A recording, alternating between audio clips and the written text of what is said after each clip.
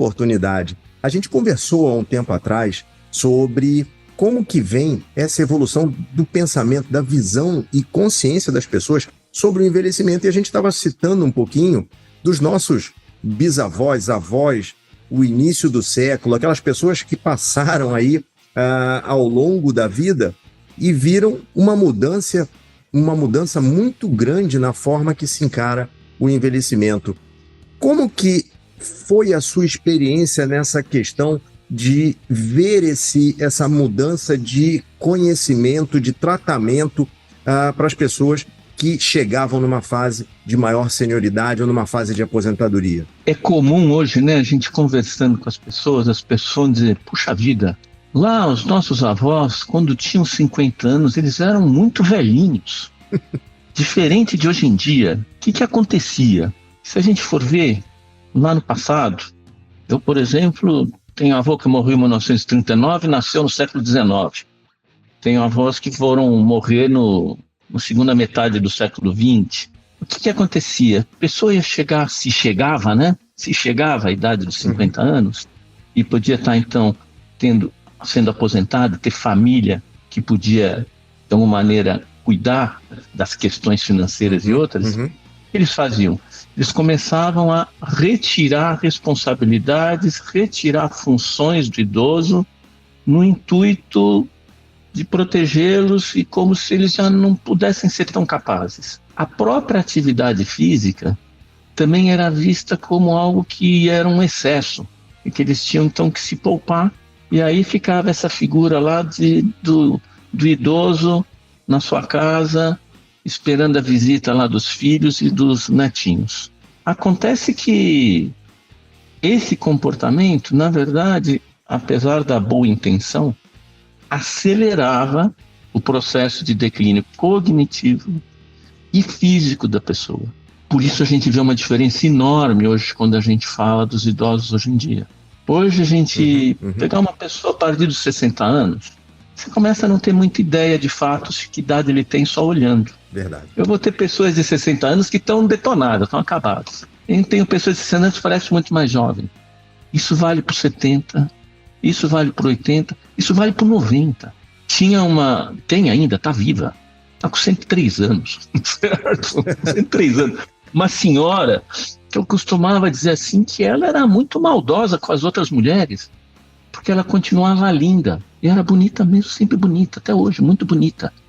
Né? Muito bonita. E alguém que atravessou momentos extremamente difíceis na vida, de momentos na Europa, vindo para o Brasil, tal tudo, questões inclusive de que poderia até não ter sobrevivido, e no entanto permanecia uma beleza. Até o último aniversário dela esse ano, eu já vi assim que estava cercada pela família, mas ela já estava sentada, ela não estava mais em pé. Ok. Mas continuava muito bonita.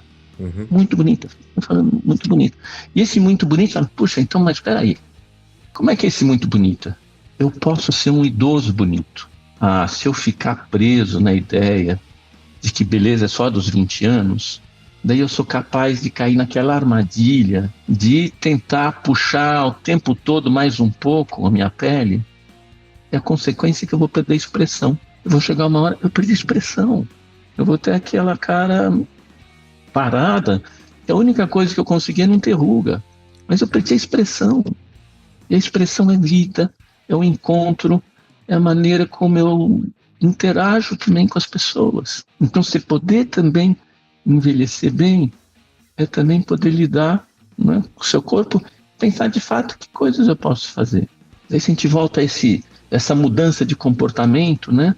Hoje a gente tem uma consciência muito maior em termos da importância do modo de vida em relação à qualidade de vida que a gente vai ter à medida que a gente envelhece. Então, isso envolve alimentação, isso envolve atividade física. Eu costumo brincar que dizer que até os 40 a gente vive dos pulos que a gente deu em criança, mas nos 40 a gente gastou toda a energia dos pulos que a gente deu quando criança. Tem que dar novos pulos. Dar novos pulos. Ou a gente começa a fazer atividade, ou logo a gente vai perceber que, a coisa está piorando. Não, se fala muito em investimento financeiro, mas as pessoas esquecem que também investir em saúde física é um grande investimento que rende muito para depois, para a fase que a gente mais vai precisar desse corpo. Rende até para poder, na verdade, desfrutar do bom planejamento financeiro se você for capaz de fazer. Exatamente. Senão, você vai usar ele só para pagar médico e hospital. E não é exatamente um bom plano de aposentadoria. Não. Não é um bom plano de aposentadoria. Embora está incluído também, né? Quando a gente pensa e chega o momento lá da aposentadoria e você, da noite para o dia, você era um executivo, você era uma pessoa empregada e todo emprego é temporário, né? Nenhum emprego é para sempre. E aí você perdeu o emprego e da noite para o dia do emprego não vem mais receita. Ou você conseguiu se organizar, se preparar para poder, na verdade, continuar tendo uma receita que seja de aplicação, que seja de investimento, talvez, né, em outras atividades que possam trazer alguma renda, senão você vai se deparar com um horizonte muito assustador. E esse passa pelas coisas que você, no seu podcast, você até tem procurado ajudar as pessoas. Né? E eu quero aproveitar planejamento financeiro. Exatamente esse tópico que o senhor tocou, porque hoje em dia as pessoas parecem que estão cada vez mais estressadas, cada vez mais com uma angústia, uma insegurança muito grande, principalmente em relação a ter conhecimento que vai faltar alguma coisa no momento em que ela parar de ter esses ingressos regulares e que os ingressos que viriam, evidentemente, de uma pensão governamental, de uma pensão pública, não seriam suficientes para o restante da vida. E acaba gerando aí uma pressão mental muito grande numa fase da vida que as pessoas, obviamente, querem ter outro tipo de preocupação que não esta. Como isso daí tem afetado ainda mais essa questão de depressão, essa questão de saúde mental nas pessoas que chegam já a uma fase sênior, seja pré-aposentado ou das pessoas que já estão na aposentadoria.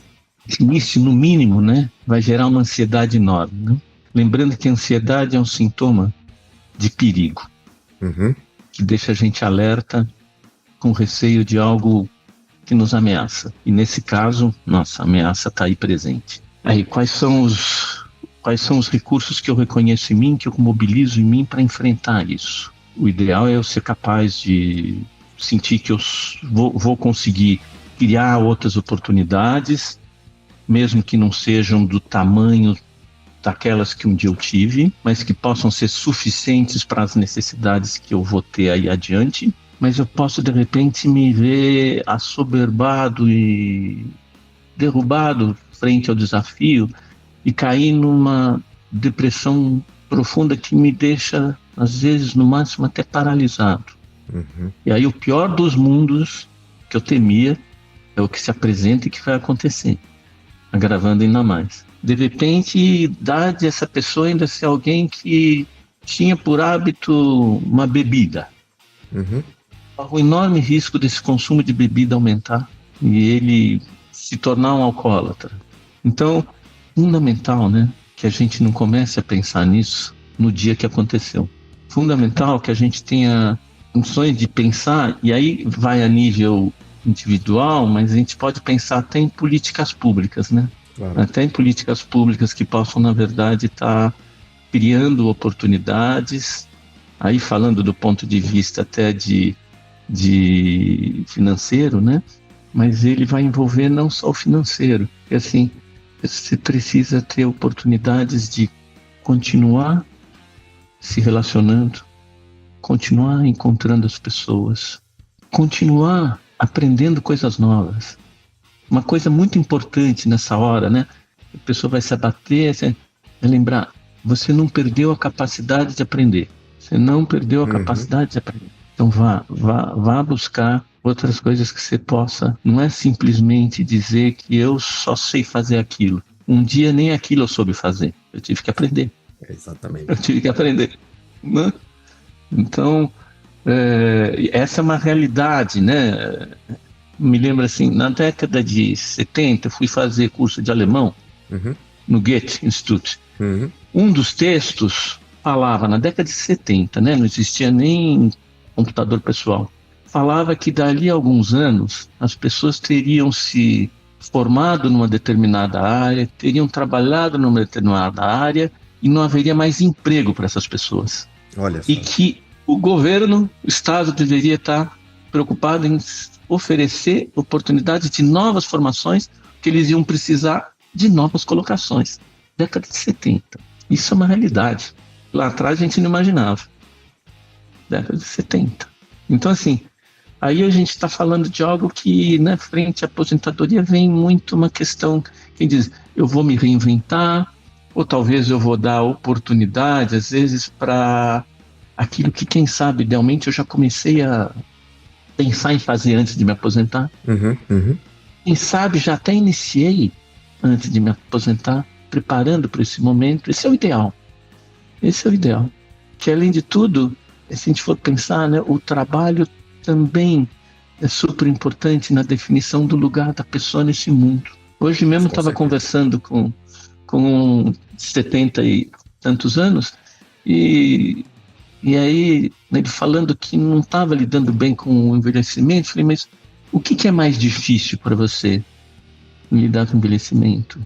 Ele falou, o mais difícil é que hoje as pessoas não me ouvem. Antes as pessoas me procuravam para saber as coisas, e hoje as pessoas não estão nem aí. É o que o pessoal chama de etarismo, né? É o termo que foi cunhado hoje de etarismo, né? E aí, como é que eu posso lidar, né? Eu tenho que procurar, na verdade, envolver com grupos, inclusive, de idades diversas. Né? Eu tenho que procurar me aproximar, eu tenho que procurar aprender com eles também. E estando junto, de repente, talvez eu vá poder passar. Ele também estava falando assim, às vezes eu vejo que ele vai fazer uma coisa que não vai dar certo. Eu tento falar, mas não adianta. Eu falei, mas essa é a história de todas as gerações. Exatamente. Todos os que um dia chegaram à minha idade mais velha sempre falaram dos mais jovens a mesma coisa. E aí, o que é então? Tem algumas coisas que é o processo de aprendizagem, passa pela experiência, não adianta. Você vai ter que viver e você vai ter que aprender errando. Então não adianta alguém vir e dizer não faça. Não tem outra maneira, exatamente. Cada um tem que trilhar essa jornada e colher esses aprendizados para tentar fazer erros diferentes e não repetir os mesmos erros. Exatamente.